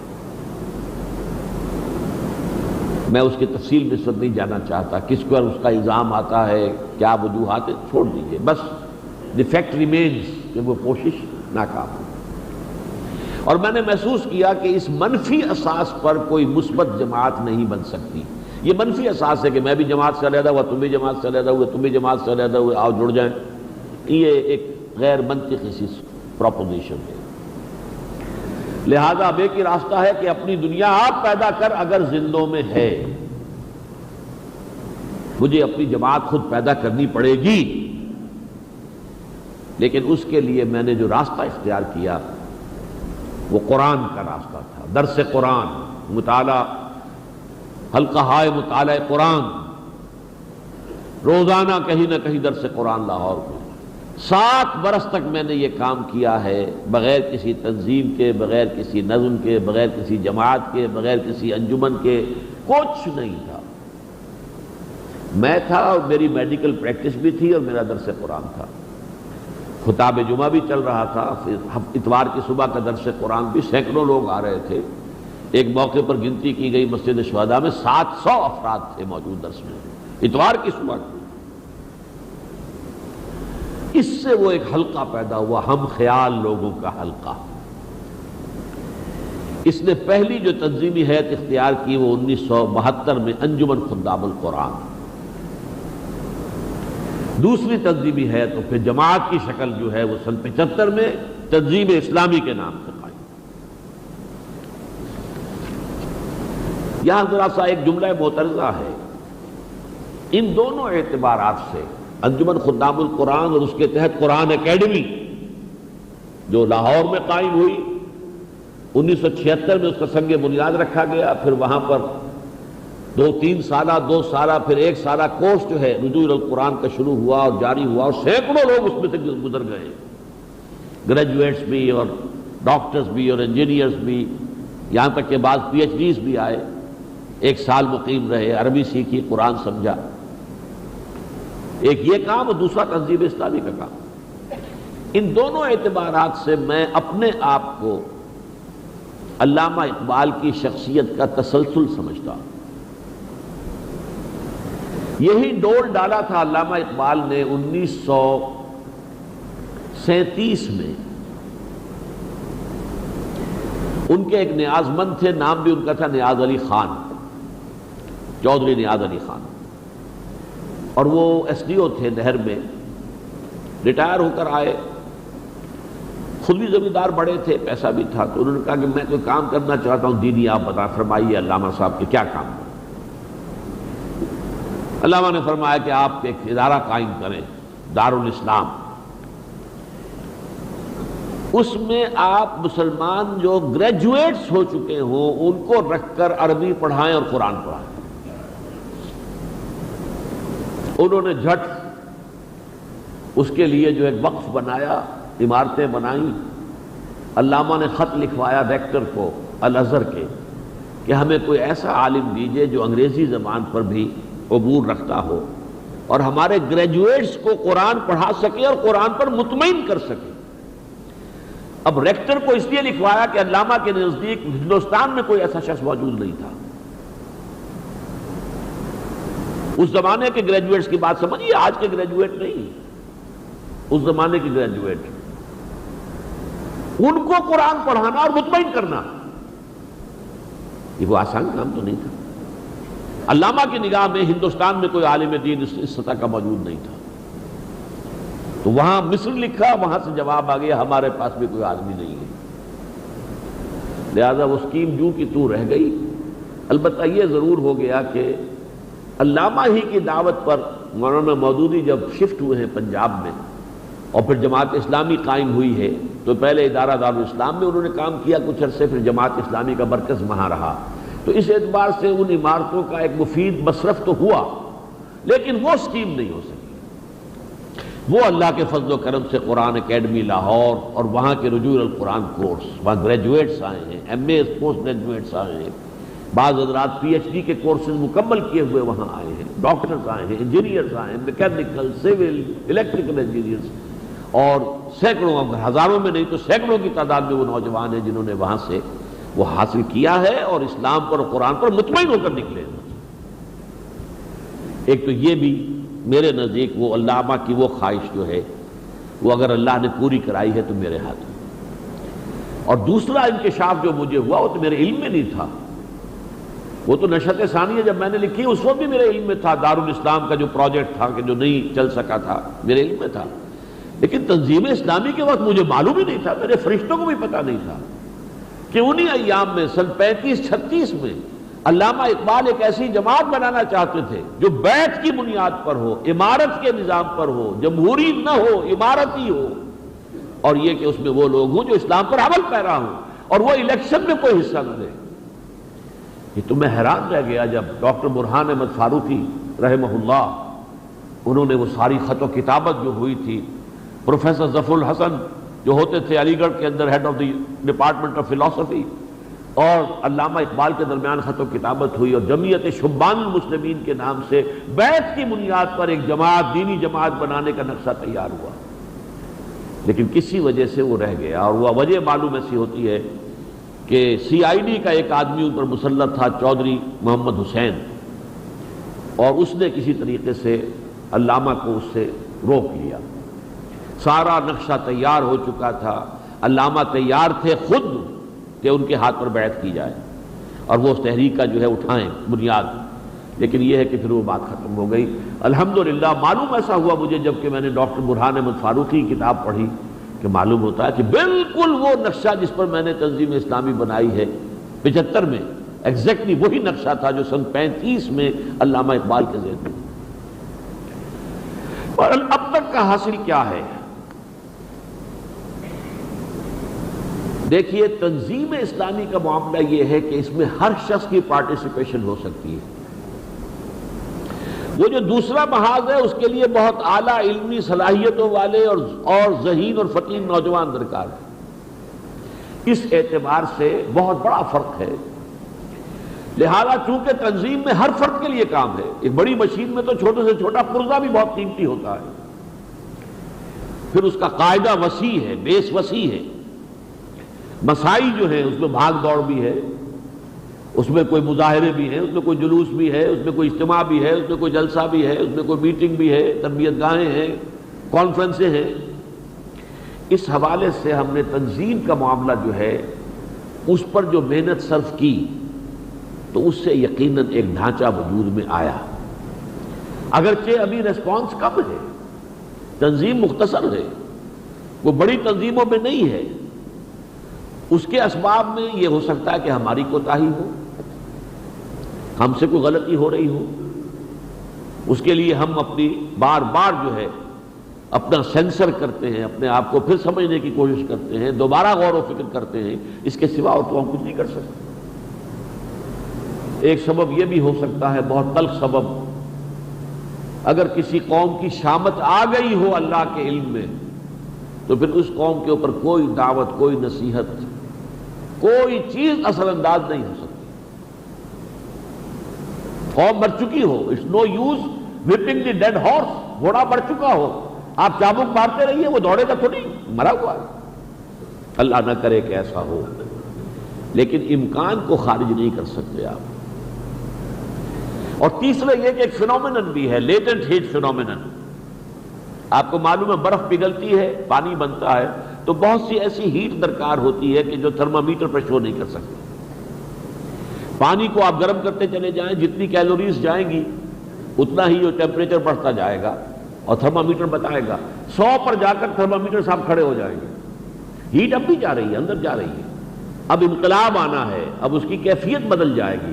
اب وہ پانی کی بجائے اس کو بھاپ بننا ہے، مائع کی بجائے گیس بننا ہے.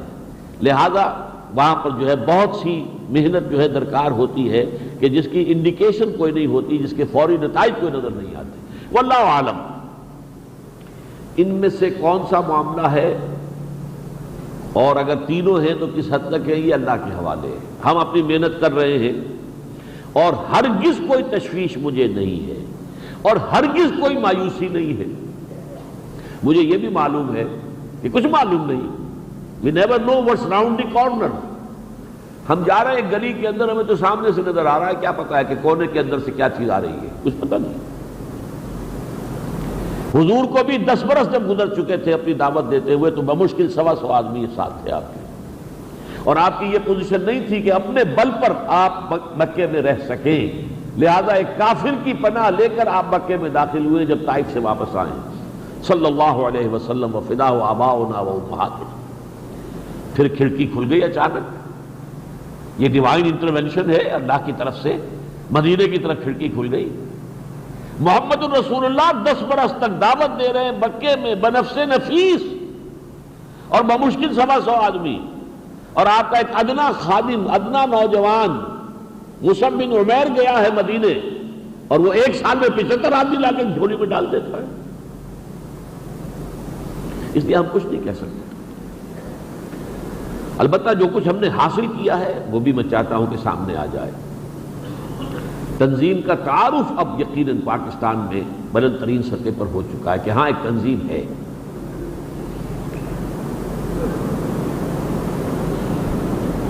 دوسرے یہ کہ ایک شخص جو ہے ذاتی اعتبار سے میرے بارے میں کچھ لوگ دیوانہ بھی سمجھتے ہوں، کچھ بہت ہی دقیانوسی سمجھتے ہوں. خاص طور پر جو مغربی تہذیب کی دلدادہ خواتین ہیں وہ مجھ سے بہت شاکی ہیں. مجھے ایک مرتبہ خطاب مل چکا ہے یہ، He is the most hated person among the educated women of Pakistan. اور میں اسے اپنے سینے سے لگا کر رکھتا ہوں، اللہ تعالیٰ کے ہاں جا کے دکھاؤں گا اللہ یہ ٹیسٹیمونیل مجھے ملا تھا. بدا الاسلام غریبا وسیعود کما بدا فطوبی للغرباء. لیکن بہرحال ایک بات وہ بھی مانتے ہیں کہ اس شخص کے اندر یہ بات ضرور ہے کہ جو اس کے دل میں ہوتا ہے وہ کہتا ہے، ڈٹ کے کہتا ہے، جرأت کے ساتھ کہتا ہے. پھر سب سے بڑی اچیومنٹ جو ہم نے کی ہے اللہ کے فضل و کرم سے، اس میں کوئی ہمارا کمال نہیں ہے، ہم نے بیعت کی تجدید کی ہے، مردہ سنت کو زندہ کیا ہے اور بیعت کی بنیاد پر ایک واقعی تنظیمی ڈھانچہ بنا کر کھڑا کر دیا. گویا کہ وہ باؤل تیار ہو چکا ہے، وہ پیالہ اب بن چکا ہے جس میں اگر اللہ تعالیٰ کے فضل و کرم سے کسی وقت کسی ٹرن پر کوئی رجوع عام کی شکل پیدا ہو تو انفراسٹرکچر ہے جو اسے ایک خاص شکل میں ڈھال دے گا اور اسے اس رخ کے اندر جو ہے اسے فعال بنا دے گا. یہ کام اللہ کے فضل و کرم سے ہم کر چکے ہیں اور اللہ کے فضل و کرم سے یہ ہماری بہت بڑی اچیومنٹ ہے. لیکن جہاں تک دوسرا محاذ ہے یعنی علمی تحریک، تو اس میں یقیناً ایک بات تو یہ بھی رہی ہے کہ میرے درس قرآن کا اس کی جو ایک خاص اورینٹیشن ہوتی ہے وہ علمی، عام طور پر اس کی شکایت بھی لوگ کرتے ہیں کہ آپ کا درس جو ہے وہ عوام کرنے کے لیے نہیں ہوتا، آپ صرف انٹیلیجنسیا کو خطاب کرتے ہیں. اس کے اندر مضمر یہی بات ہے کہ میں یہ سمجھتا ہوں جب تک کہ آپ کے معاشرے کے ذہین طبقات کنورٹ نہیں ہوں گے کوئی پیش رفت جو ہے محض خالص عوامی تحریک کی بنیاد پر آگے نہیں چل پائے گی. لیکن یہ ہے کہ اور اسی طریقے سے ہم نے یہ 1 ایئر کورس چلایا اور بہت بڑی تعداد میں لوگ جو ہے نکلے ہیں. کراچی میں بھی شروع ہو گیا، لاہور میں تو بہت عرصے سے ہے، کراچی میں کئی سال سے چل رہا ہے اور جدید تعلیم یافتہ نوجوان آ رہے ہیں اور نوجوان کے ادھیڑ عمر کے لوگ بھی آ رہے ہیں اور وہ تلافی کر رہے ہیں اپنی کوتاہی کی کہ سب کچھ پڑھا ہے لیکن الف بیتے جو ہے قرآن کی اس سے واقف نہیں ہے، تو اس کی تلافی تو کرنے کی ایک ضرورت ہے. لیکن یہ کہ مختلف اسباب کی بنا پر اس میں کوئی اور مزید ٹھوس پیش رفت نہیں ہو سکی. علمی تنقید جدید فکر پر زوردار چوٹ لگے اس کے اوپر دلیل سے، انہی کے ہتھیاروں سے، انہی کے دلائل کا کاٹ انہی کے دلائل کے ذریعے سے. عربی کا ایک مقولہ ان الحدید بالحدید یفرح، لوہا لوہے ہی سے کاٹا جا سکتا ہے. تو دلائل کی بنیاد پر جو یہ فاسد نظریات کھڑے ہوئے ہیں انہی دلائل کی بنیاد پر ان کو جب تک کہ نہیں توڑا جائے گا بات نہیں بنے گی. اس ضمن میں ہمارے ہاں کوئی خاص کام نہیں ہو پایا. اس کی وجہ کیا ہے؟ ایک یہ بھی ہے میری توجہ بنیادی طور پر دعوت پر مرکوز رہی ہے. دعوت تاکہ تنظیم کا قافلہ جو ہے اس کی پیش رفت ہو، آگے بڑھے. اور ظاہر بات ہے کہ اس قسم کے کسی کام کو گائیڈ کرنا، اسے بڑھانا، وہ پھر بہت زیادہ یکسو ہو کر اسی میں لگنے کا وہ تقاضی تھا. ثانیاً یہ کہ ہمارے ہاں کے معاشرے کی ایک خاص فضا بن چکی ہے. ہمارے اندر جو مروبیت ہے ویسٹ کی اور جو محرومیت کا احساس ہے، ہمارا نوجوان صرف ایک شے اپنے سامنے رکھتا ہے اور وہ یہ ہے وہ تعلیم حاصل کی جائے جس سے کوئی اچھی تنخواہ مل سکے. فکر کے میدان میں آ کر فلسفہ، پولیٹیکل سائنس، اکنامکس، سوشولوجی یہ پڑھ کر، سائیکالوجی، کوئی آپ کو کوئی اچھا پروفیشن، کوئی اچھی تنخواہ تو نہیں ملتی. ایک زمانے میں MBA کا کریز تھا، اب کمپیوٹر کا کریز ہے. جو دیکھو وہ اسی کو پڑھنے کے لیے تیار ہے، بڑی سے بڑی فیسیں دے رہے ہیں. اس سے ذرا پہلے میڈیکل کا تھا. اب یہ ہے کہ میڈیکل کی بھی کافی مارکیٹ جو ہے وہ اب سیچوریٹ ہو چکی ہے. ویسٹ میں بھی اب ضرورت نہیں رہی اتنی جو یہاں سے ایکسپورٹ ہو رہے تھے.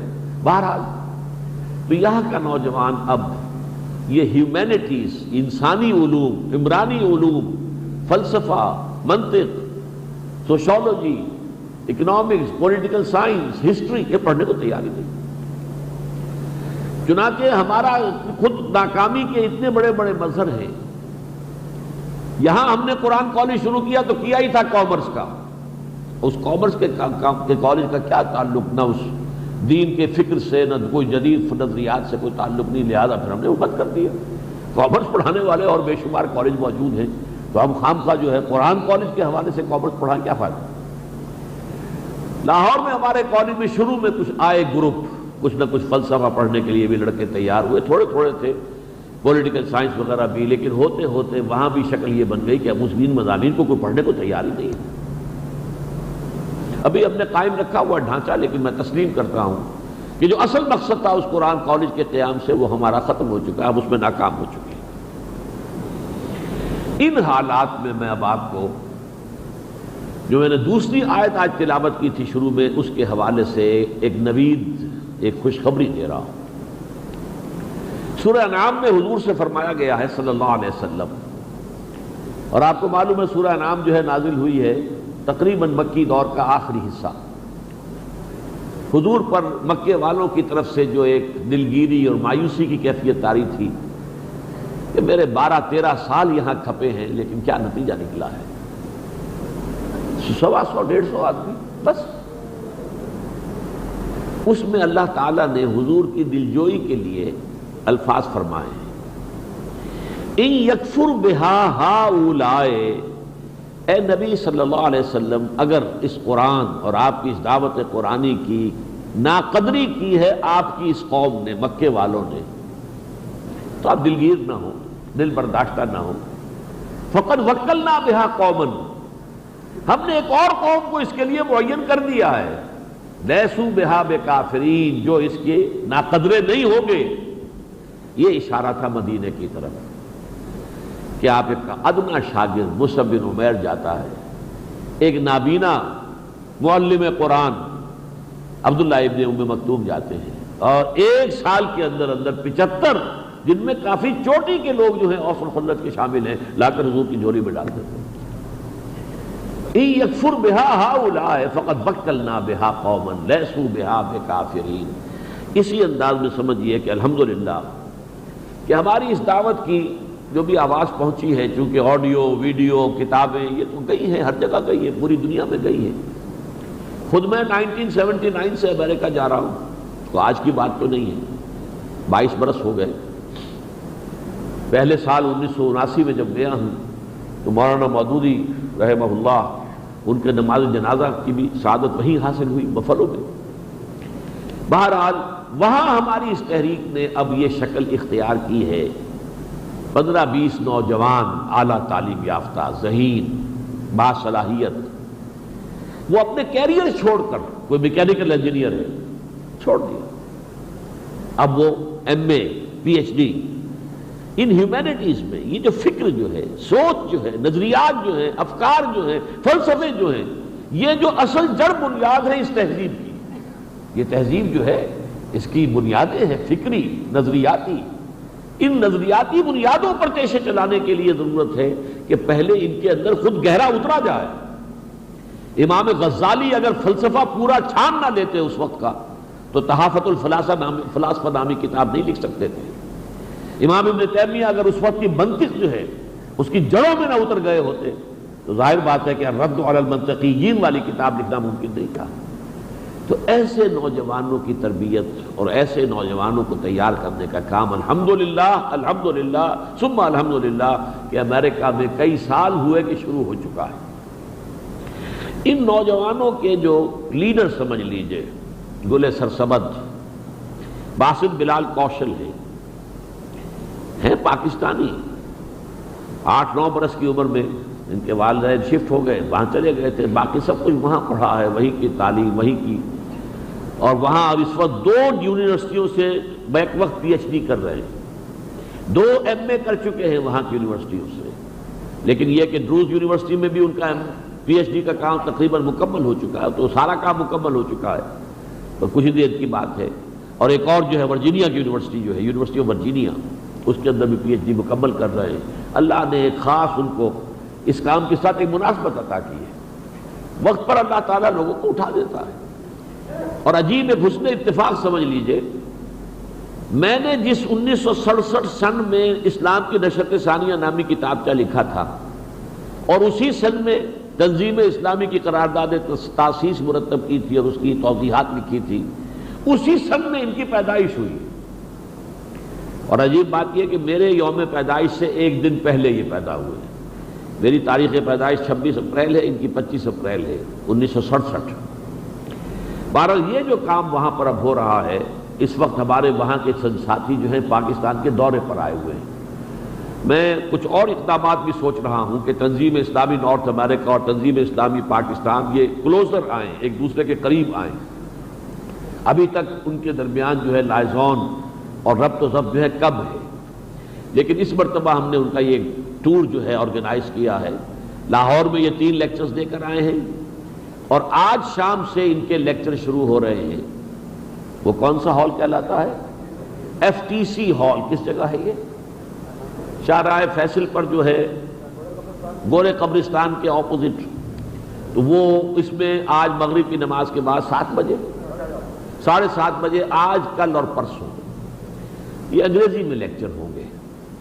وہ حضرات کے جن کو دلچسپی ہو اور انگریزی وہ سمجھتے ہو، خواتین کے لیے بھی وہاں اہتمام ہوگا، وہ وہاں تشریف لائیں اور دیکھیں کہ یہ گروپ کس طرح کا تیار ہو رہا ہے۔ میں نے بلکہ جو اشتہار ان کے لیے شائع کیا لاہور میں، اس کا عنوان بنایا تھا "the sun is rising from the west", اس لیے کہ یہ علامات قیامت میں سے حضور نے بیان کیا ہے کہ سورج مغرب سے طلوع ہوگا۔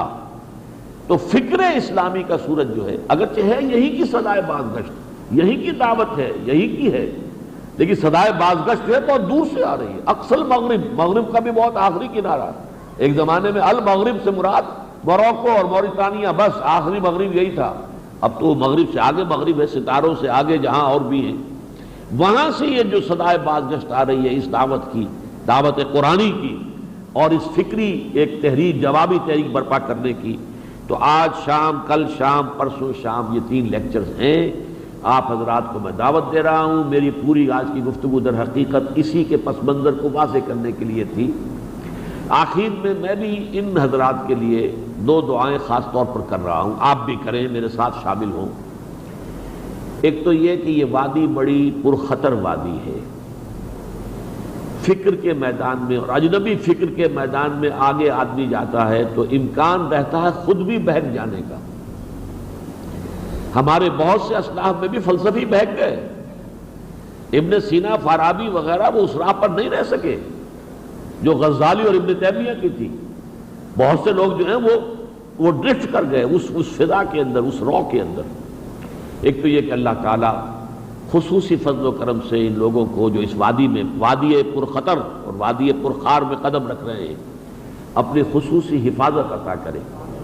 اور امید اس کی اس بنا پر ہے کہ ان کا اصل جو ہے their foundation in Quran is very firm، کیونکہ یہ دعوت میری ساری جو شروع ہے قرآن کی بنیاد پر ہوئی ہے، تنظیم بنی ہے قرآن کی بنیاد پر بنی ہے، یہ سارا کام جو ہوا قرآن کی بنیاد پر ہوا، پوری دعوت قرآن کی اساس پر ہے۔